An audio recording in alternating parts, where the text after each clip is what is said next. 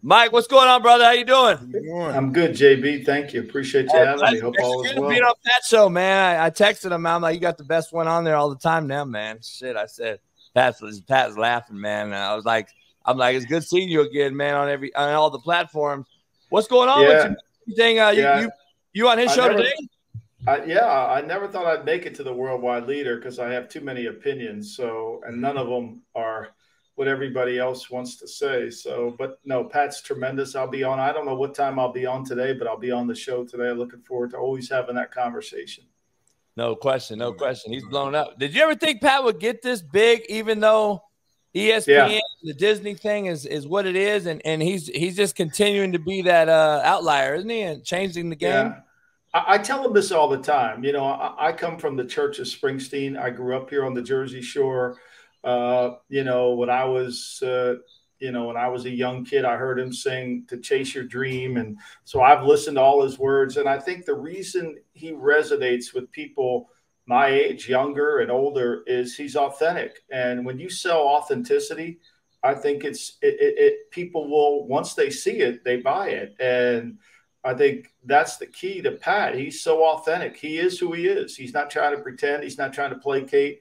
And people like that. And I think, in this book I wrote, Football Done Right, I have a section in the book about the history of television and how television impacted the game today that we all appreciate. And Howard Cosell should be in the Hall of Fame. Howard Cosell never won a Pete Rozelle Award, but he took the game to levels it's never been seen because he was the reason Monday Night Football was so successful. People tuned in to watch him. You guys are too young to remember, but I grew up in this little beach town. We have 10,000 people live here in the wintertime, 150 live here in the summer. When I was growing up, we had 3 bowling alleys in the town. Three bowling alleys. Like, bowling was big, and it was like a big thing to do on Monday night. And everybody went bowling. Today, we don't have a bowling alley in this town. There's probably not one 50 miles to here. And when Monday Night Football came into play, bowling leagues died. Everybody went bowling on Monday until 1971 when bowling leagues stopped. And Howard Cosell and Monday Night Football came into your living room because it was appointment television. So I think when you sell authentic conversations, I think, to me, that people tend to gravitate to you. Look at Barkley. People gravitate to Charles because he's real. He's not trying to be somebody he's not. He's not trying to pretend. He's not trying to – he lost a friendship with Michael Jordan over being real. Yeah, it's true. It's funny you said that when you mentioned Pete Rozelle. It's crazy. My dad and him were best friends growing up. Went to Compton High School together, Compton College right here. And I put it in my book as well. It's funny you said that. Him and Pete, they bowled a 300 game at the Compton Bowling Alley back in 1955. And that bowling alley it's been gone for since the 80s, I mean, it's crazy how you just mentioned that. And it's absolutely in my book that I wrote. It's like unbelievable. Pete and my dad, Duke Snyder, they all lived on the same street growing up. So it's crazy. The people that grew up on that street, unbelievable, in Compton. And that's when it was all white. It was all white back in the day. And it was a cow town, unbelievably. So it was very interesting times, man. Let me ask you. So I got Eric Weddle on every Monday. I got Trent Richardson on Thursdays and Urlacher on Fridays, and they all said tell you to say hello. We've been talking about this whole thing, this NFL thing. Do you agree on any of my crazy takes this year? Like, this is the worst I've ever seen professional football in my 47 years. Everyone's calling it parody, Michael. I'm calling it watered down.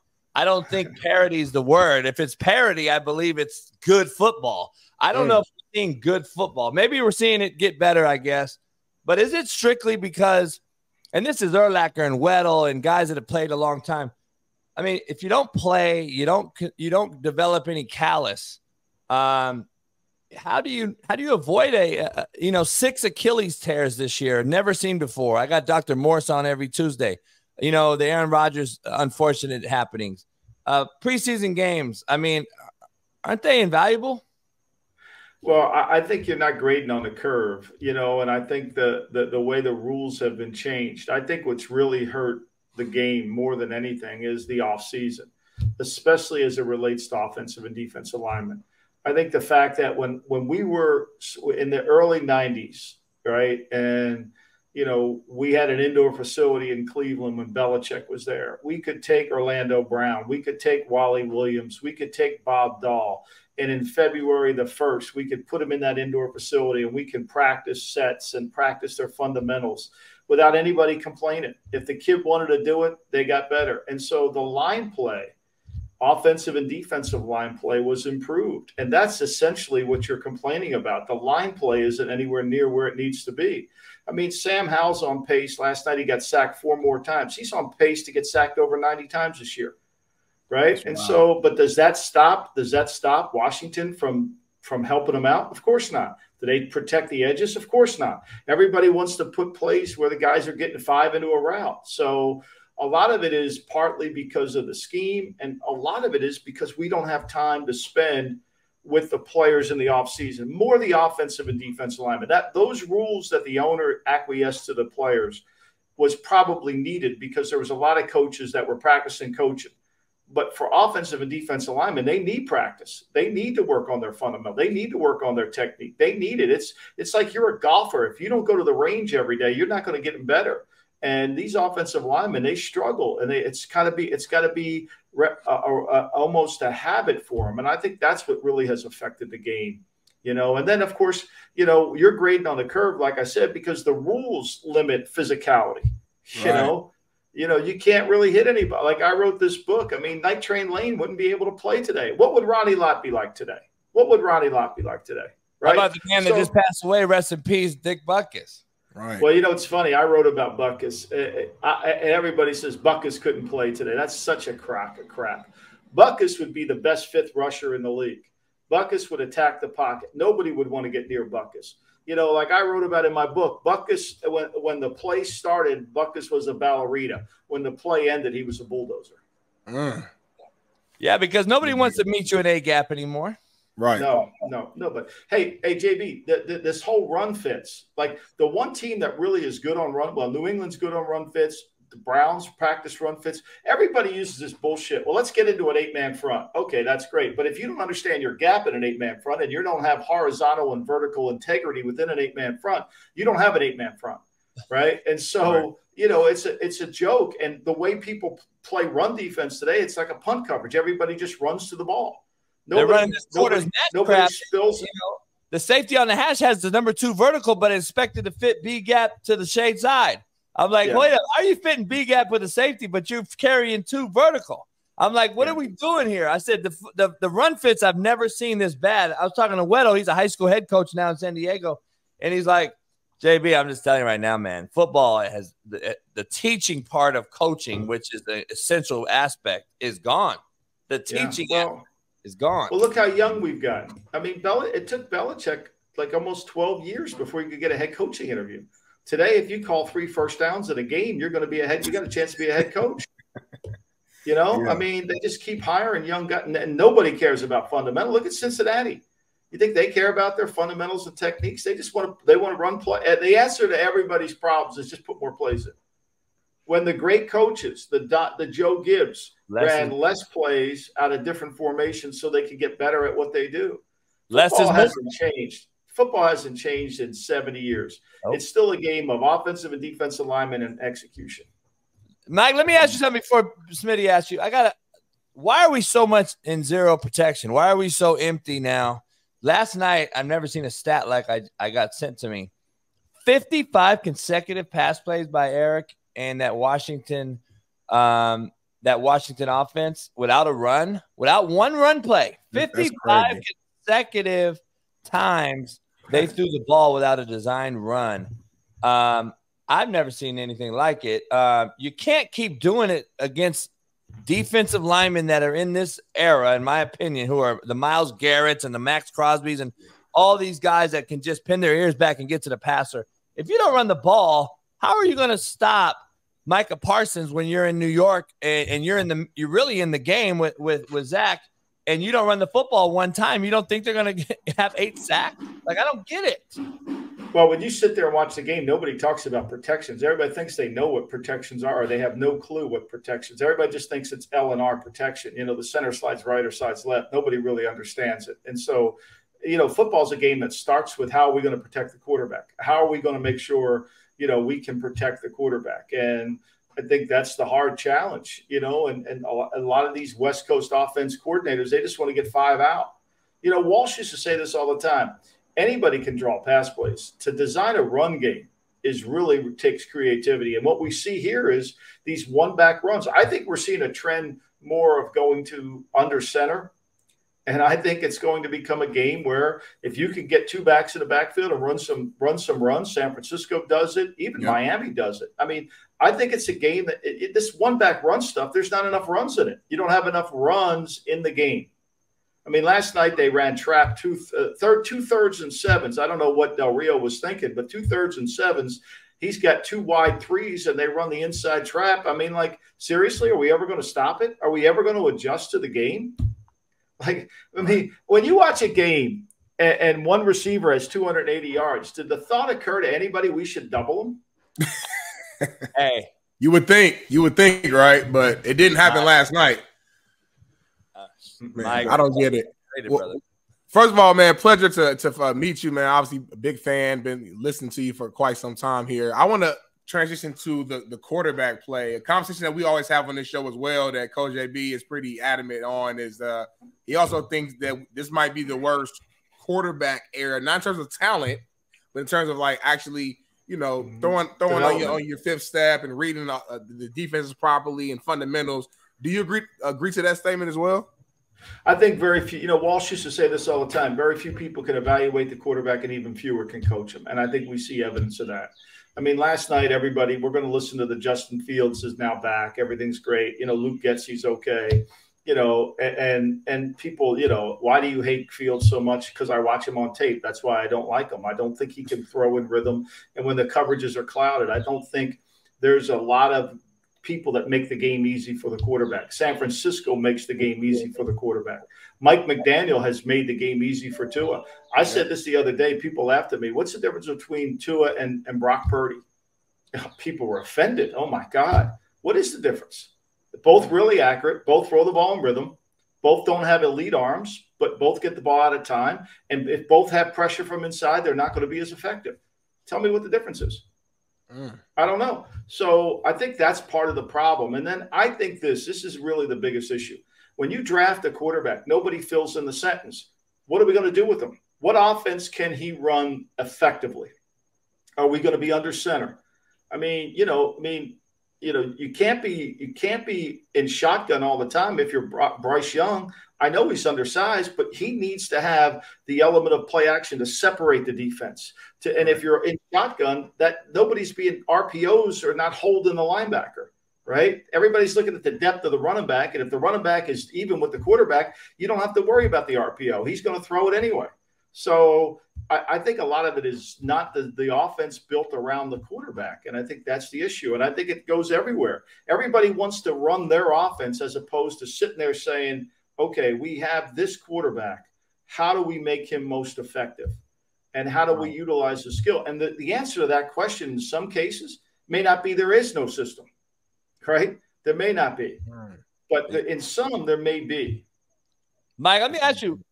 We debate this all the time. Smitty's from Indianapolis. He's an Indianapolis Colts guy, AR5. He loves AR5.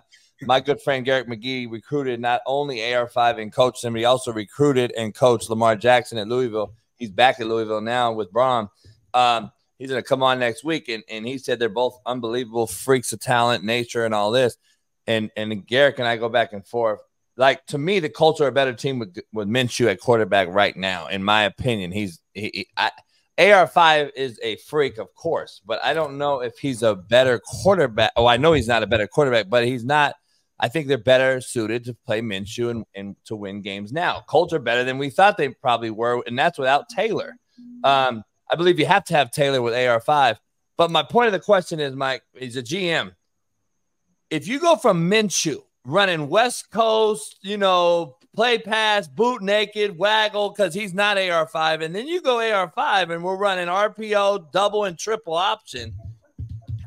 is that hurting O-lines in particular? Because you know and I know nobody knows O-line play like we do. So every time you change the formation on offense, it changes the front on defense, which reclassifies the Mike ID, and it changes the whole dynamic. Nobody talks about that. They just want to see AR5 run around. Well, are we seeing two different styles and offenses because we're catering to the guy we drafted and paid all this money to, and then we go to Minshew when AR5 gets hurt, and now we're back in West Coast Bill Walsh shit? Is that hurting teams? Well, I think in the case of AR5, I think this. I think, to me, he has gotten better from – let's go back to Lamar, for example. When Lamar was at Louisville, my son coached at Louisville, and Lamar was playing with another quarterback during his sophomore year or redshirt freshman year, however you wanted to classify it. And Lamar was not good. And I kept saying to my son, just play the other kid. Lamar's not ready to play. And then they went to the Music City Bowl in Nashville and played Texas A&M, and Lamar had his coming out party. And he got in the game. He got hurt and got in that game. Yeah. And then the next year he wins the Heisman. And I thought Richardson needed that kind of trajectory at Florida. One more year back and then this. So when they took him, they said, okay, we're going to forego that 1 year and we're going to develop him. But he does some unique things. I don't think the system's as different as we think it is. I think they still run play action RPO stuff. Yeah. I think where it hurts them when Minshew's in the game is the receivers now have to become more dynamic because they really can't make plays on their own. Everybody's worried about Richardson running, which helps the receivers. And as they said this week, you better be – Vrabel said it this week, we have to cover longer with Richardson because he can extend more plays. So I think, to me, they're better off with Richardson. They're going to lose more games with him. I think in terms of winning, Minshew can manage it. But to me, I think you're better off. It's a little bit like when Tom Landry went to Dallas, right? They said, why are you playing the flex, Tom? What are you doing with the flex? Why are you playing that? And he said, look, when we're good, we're going to be playing the flex. So when we're bad, we're going to be playing the flex. I think that's kind of the same mentality. Less is more. Thank you so much. I appreciate you for bringing just a different level of knowledge and just explanation to this. And I love to have someone on this show who actually agrees with me. He still didn't say it was any good. It feels good. No one's expecting the coach to go out here and win a Super Bowl this year. We never thought that. I said this on my show yesterday about Richardson. I'm a 76er fan, painfully. But when Allen Iverson was really good, Iverson would shoot some games. He'd go 9 for 32 from the floor. And you'd be like, oh, my God, he was a disaster. But he'd make 2 plays to win the game. I think you got to get that in your mindset about Richardson. He ain't going to be what you think he is. He's going to be a different kind of guy. Right. And I think they have to get receivers who have long catch radiuses. This is where I think Baltimore's fallen short. I think you got to build a receiving core around this kid because he's never going to be pinpoint accurate.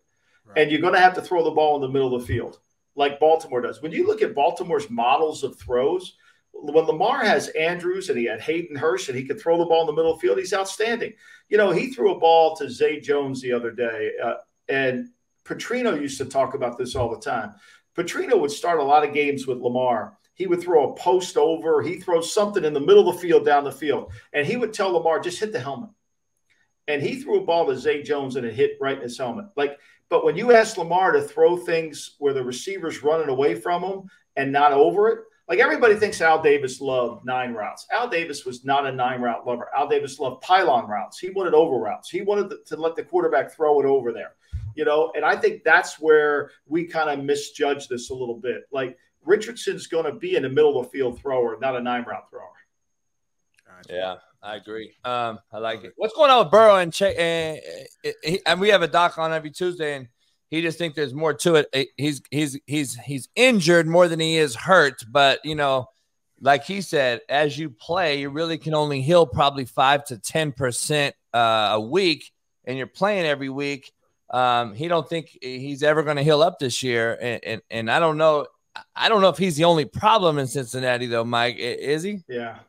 I think it's a little bit of both, right? I think sometimes when you run 11 personnel all the time like they're doing, the scheme catches up. Buffalo changed, right? Buffalo was an 11 team quite a bit. They drafted Kennard from Utah, and now they're a 12 team, but they're a different team. They got more physicality with their offensive line. They could run the ball. I'm not saying they're a great run team, but they're gonna play more Western New York style football than they did last year, which is all spacing and all that crap. So I think that's Cincinnati's problem. The other thing is, why do baseball pitchers run in the outfield? They run in the outfield because they got to strengthen their lower body, right? They want their legs strong. And when your lower body isn't strong, you can't drive the ball. I mean, Burrow can't drive the ball, and everybody knows it. So now we take Chase out of the game. We double him, unless you're Washington, which you would probably leave him alone. But you double him, and, you say, who's going to get the ball? Who can beat me? And then the offensive line has been – I mean, they put money in the line, but Jonah Williams is not – he wasn't a good left tackle. He's not a good right tackle. Orlando Brown struggles in pass protection. It's one of the things I said when he went to Kansas City. When he left Baltimore, he left a run-force team. And that helped him in pass protection because everybody was worried about the run in Baltimore. When he went to Kansas City and they started throwing all the time, he showed up as a liability. And he's a liability in a lot of pass protection. He can't secure the edge. And then their inside guys haven't played well. So I think it's a combination of things. But Zach Taylor, you got to change what you do. You can't play the same album all the time. You're not Peter Frampton. You got to put out a new album. No, that's true. No doubt. No doubt. You think Cincy's going to probably miss the playoffs this season, the way things are trending right now? If they don't beat Arizona, they will. I mean, look, this line opened up at 6. That was, I think the look-ahead line was almost 7.5. It would open at 6, and now it's at 3. It hit 2.5 and went back up to 3. I mean, there's a ton of money coming in on Arizona. Look, Joshua Dobbs, say whatever you want about the guy. He's played better than most every quarterback that was drafted in the 21 draft. I mean, he's played better than Fields. He's played better than Mac Jones. He's played better than Zach Wilson. He's played better than most all of them. So maybe not Trevor Lawrence, but he's done a nice job. Hasn't turned the ball over in 4 games. They've run the ball really effectively. Cincinnati's had a hard time stopping anybody.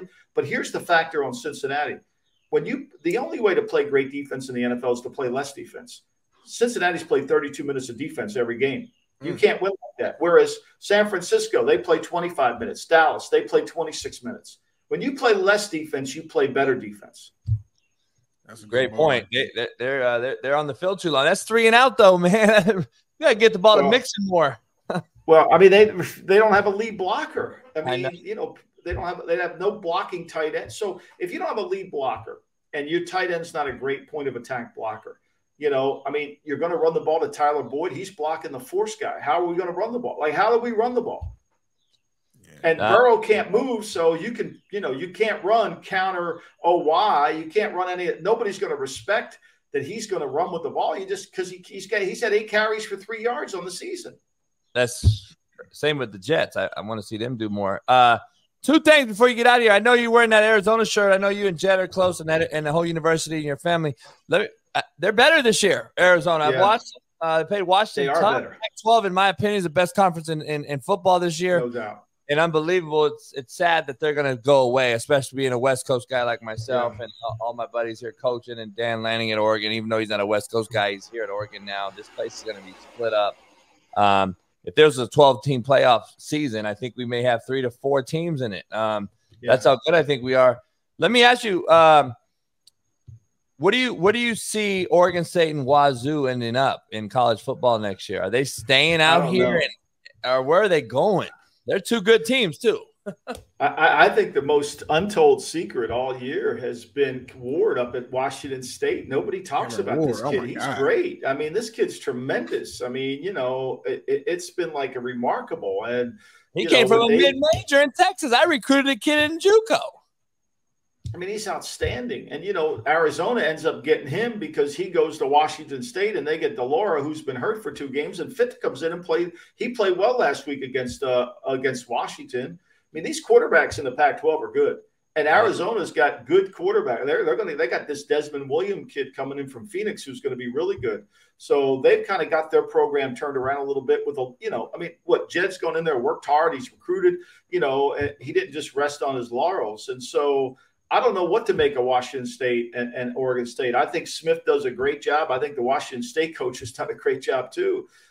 They're programs that are hard to recruit to, but yet they've gotten really good kids. I think they prove that forget the star system, just study your own players and find out who's a good player and take good players. I don't have an answer for you. I hope they, I was hoping the Pac-12 could stay because it's good, but it's all about money. You know that, JB. Yeah, it is. We had this debate this week, and I had to ask you before you get out of here. I know you've had ties, and the Belichick Brady debate. Who's behind it, winning the rings and all that? It's the dumbest debate of all time. I know, and I don't want to get into the debate, but I have a more finite question. Like, the Nick Sabans, he's getting on Pat's show on Thursday. He's taking a little book out of a page out of Dion's book to get more involved in the social media world where all these kids live right on their phones. I think it's a smart ploy. Saban, Bill, all the old school guys, I even put myself in it. I'm the old man on the porch yelling at the clouds, they say. Is he struggling, you think, to get through to these guys? I know they just got J.C. Jackson, a kid I recruited in JUCO, got him back because of the rookies done. Unfortunately, it's crazy. Do you think Bill's struggling to get through to these? Because you hear all these rumblings that these old heads on certain networks are talking about he's not relating anymore and da-da-da. Yeah. Has he ever related? I mean, I've always seen him to relate. Look, I think this whole debate about Brady and Belichick is a joke, okay? And I wrote about it look, Chuck Noll. Did anybody look at Chuck Noll's record without Terry Bradshaw?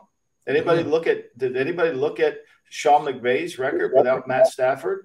Did anybody realize Don Shula, the winningest coach of all time, went 4 years with Dan Marino and didn't make the playoffs? Did anybody look at the greatest, to me, one of the most talented teams ever assembled, the Houston Oilers, with Warren Moon, who threw for 28 miles of passing yards, 28 miles of passing yards in his career, went to one conference championship game and lost. I mean, so it's kind of comical that people even suggest it. Like, all great coaches, going back to Curly Lambeau, they need really good quarterbacks. And right now, they haven't gotten good quarterback play in New England, and I think that's the biggest issue of all. Relating isn't an issue. It's getting the quarterback to stop turning the ball over, to stop playing from behind. I mean, Philadelphia behind 16-3 in the first quarter. Last week, behind 17-3 in the first quarter to Dallas. 14-3 to Miami in the first quarter. You can't play like that. You can't turn the ball over. And if you're going to give the game away, football is a game where you have to avoid losing before you can win. And when you turn the ball over for touchdowns going the other way, you're not avoid losing. Real quick before you go, just to add to that, let me be devil's advocate a little bit there, though. So what I hear in the media a lot when it comes to this whole debate is that the reason why, for the most part, we call Bill Belichick the GOAT is because of how much he won.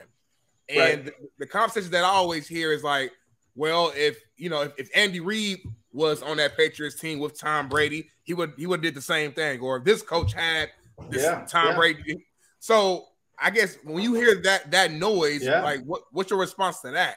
Okay, let's go over the first Super Bowl. How many yards did Brady throw for in the game? Ooh, it was a low. That was a defense. I know the defense won that game. It was a low amount. 134 to 133. How about the last Super Bowl they won in New England? Who was the MVP of the game? Defense. Yep, same thing. So, come on, stop it. It takes a team to win. It takes a village to win a championship. It isn't about one guy, right? Mahomes is underachieved in every Super Bowl, 180 yards last year and won. I mean, Mahomes this year has averaged 7.7 yards, 7.1 yards, 7 yards per attempt. Last year he was at 8.1. They're winning with defense this year. Now, I mean, they blew out Chicago, but look, this rhetoric, it's about the NBA is about a player. The NFL is about a team. And we keep trying to transfer NBA into this. We keep trying to do that, and it doesn't apply. Look, the guy's a great coach. One of the greatest coaches of all time, Marty Schottenheimer's won 200 games. He's one of 8 men in NFL history. Who's won 200 games. There's 521 guys that have called themselves head coaches in this league, going back in time. One of 8, okay? Tell me what great quarterback he had. He had Phillip Rivers, early in his career, and that was it. He won 200 games. This guy should be in the Hall of Fame. He never had it. He had Bernie Kosar who couldn't move. He had Steve DeBerg. He had, Steve Bono, Joe Montana at the end of his career. Come on. It's like sometimes you got to find ways to win. If you don't have a great player, you can't get to the next level. That's the hard part. Even if you think you have a good quarterback, if he's not great, you can't win the next game. I mean, Manning won. It's funny. Everybody says that. How many Super Bowls did Peyton Manning win in Indianapolis? 1. Okay. Went to 2. Only won 1. Definitely. And the second one he won was because of the defense. Right. Let's put that in perspective. Yeah, with Denver, 100%. That was a shell of Peyton Manning at that point. And I think Peyton Manning's one of the greatest players of all time. So I'm not dishing him. Yeah. But it's like when people say, well, where's Bill Walsh without Joe Montana? I mean, come on. It takes 2 to tango. It's a lazy argument that when people make it, they show you how little they know about football. That's really what it is. They show you how little they know about the essence of the game. The casual fans, man, the Twitter gurus, I like to call them. They're never wrong. Gives me secondhand embarrassment, Mike. They're never wrong. I mean, they're as we said, they're geniuses with erasers. Do you think we're going to get gradually better this year? I mean, we've had more injuries than we've ever had through this many weeks. We don't practice enough, and we don't practice enough to get better. The pad level has to get better. If you only can have pads 1 day a week. I mean, you realize when Parcells coached at the Giants during the 80s, they had pads on Friday. They had pads on Friday. When Belichick came to Cleveland in 91, he put pads on the team on Friday. I thought there was going to be a revolt. Like, are you kidding me? That was 91. Damn. Hey, Mike, before you leave, I'm gonna bring in 7-year vet Matt McChesney, who's up in Denver, and he played for the Jets and the Broncos, and he wanted to say something about your take. He played for the Tuna in Miami. Matt, what'd you have to say about Friday pads? Man, I'm a caveman, so I love Friday pads, but that's all true. Like when I heard it, I was like, yes, like that's some true shit. So.